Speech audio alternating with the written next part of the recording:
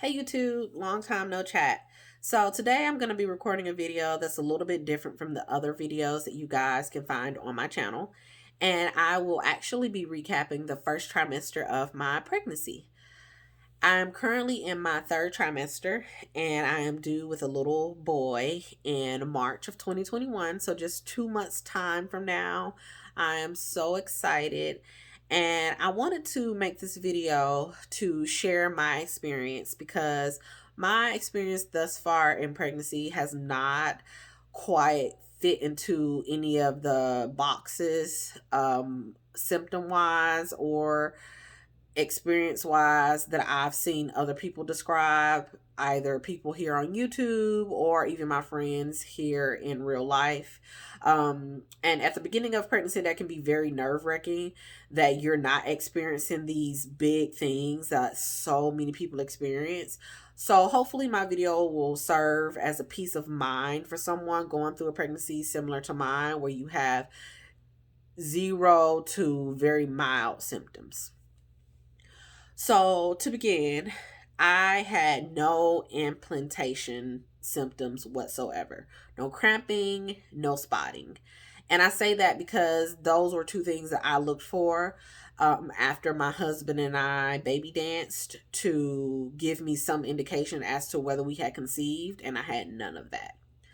I actually ended up testing 9 days past ovulation and 100% expected the test to be negative because I had not experienced any type of early onset symptoms or any of those implantation symptoms I just mentioned. But surprisingly, the test came back positive.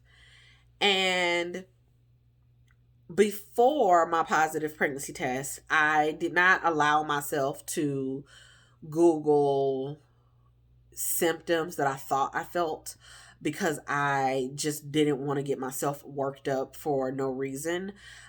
We had tried a previous cycle, which was actually our first cycle trying. We conceived in our second, but in the first cycle trying, I would Google every little thing that I felt. And so I tried not to do that in the second cycle. But when I got that positive pregnancy test, I realized that my first pregnancy symptom that I had experienced were achy bottom teeth.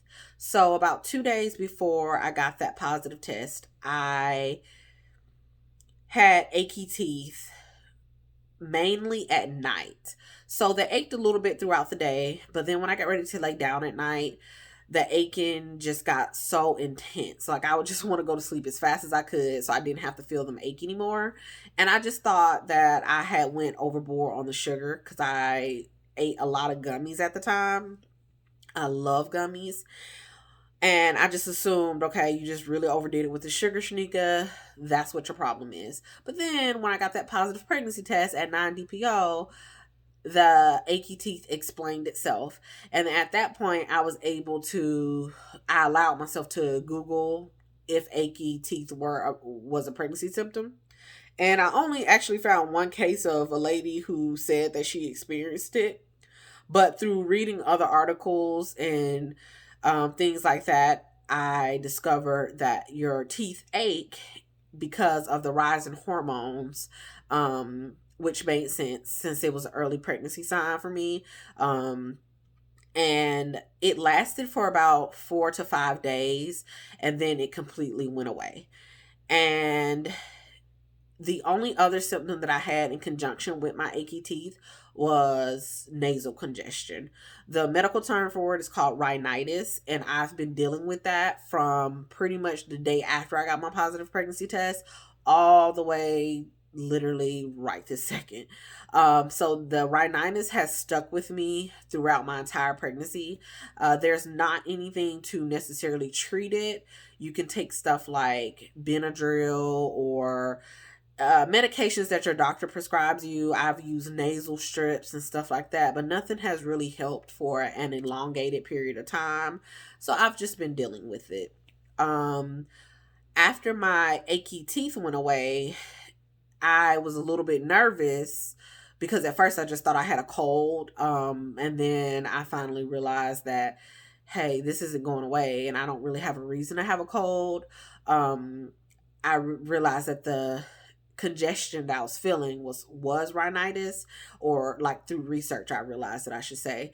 And I felt better about it at that point because with the achy teeth being gone, I had no other symptoms. So there was no other indication that I was carrying a baby, no other indication that my pregnancy was progressing, because I did not experience any type of nausea, food aversions, or major food cravings like other women described to me.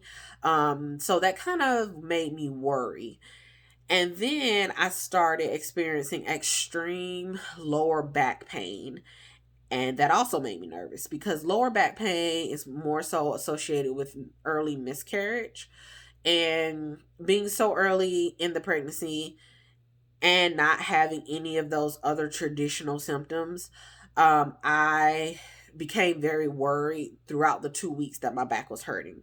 Um, I couldn't sit still for more than a few minutes because my back would ache so bad. Like I would literally constantly have to stretch and try to put myself in a position where my lower back was stretched out for it to feel better and for me to get any type of relief from it. But luckily, like I said, it only lasted for about 2 weeks and it went away. And I went to my first doctor's appointment on July 31st, and my doctor was able to find a heartbeat. So I was very excited. I felt very blessed that he found the heartbeat, especially after experiencing so little symptoms to reassure me.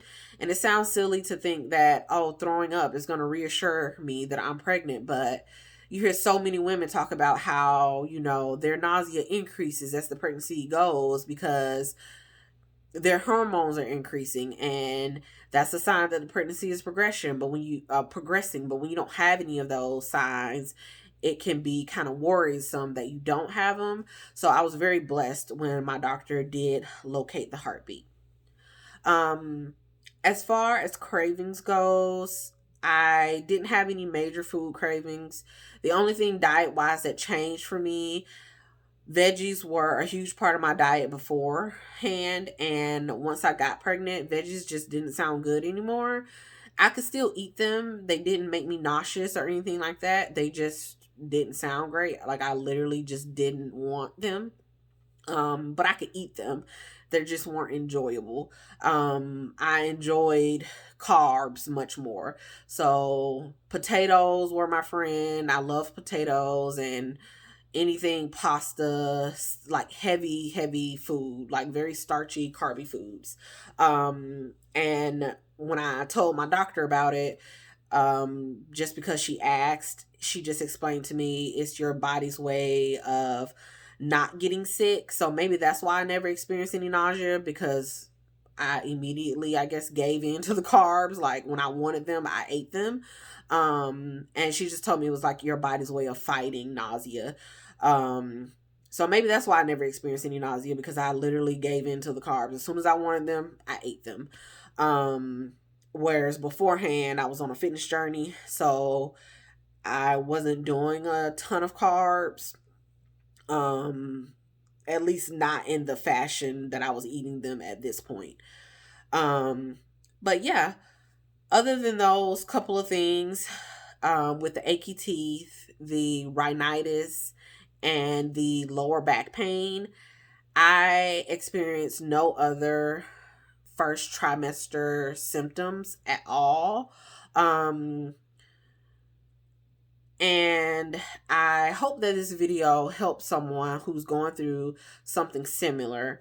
If you had a similar experience yourself, leave your experience down in the comments below. Maybe someone else will come across it and read about it. If you have any questions for me, leave those down below as well. And I will talk to you guys next time. Bye.